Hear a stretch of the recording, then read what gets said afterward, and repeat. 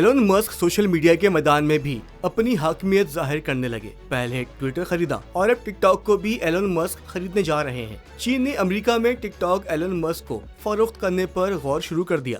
چینی حکام نے امریکہ میں ٹک ٹاک کے آپریشنز کو دنیا کے امیر ترین شخص ایلون مسک کو فروخت کرنے کے ممکنہ آپشن پر ابتدائی بات چیت شروع کر دی ہے۔ غیر ملکی میڈیا کے مطابق چینی سرکاری عہدیداروں نے اس بات پر غور کرنا شروع کر دیا ہے کہ امریکہ میں پابندی کی صورت میں ٹک ٹاک کو ایکس کے مالک ایلون مسک کو فروخت کیا جا سکتا ہے۔ چینی سرکاری حکام چاہتے ہیں کہ امریکہ میں ٹک ٹاک کے آپریشنز کو ایلون مسک کی کمپنی ایکس کو فروخت کیے جائیں، جو کہ وہاں کے ٹک ٹاک کے آپریشنز کو ایکس کے ساتھ چلائیں۔ دوسری جانب ٹک ٹاک کی مالک کمپنی بائٹ ڈانس اور ایکس کے عہدیداروں نے مذکورہ افواہوں کو قراص آرائیں اور تخلیقی خبریں قرار دیتے ہوئے اس پر تبصرہ کرنے سے معذرت کی ہے۔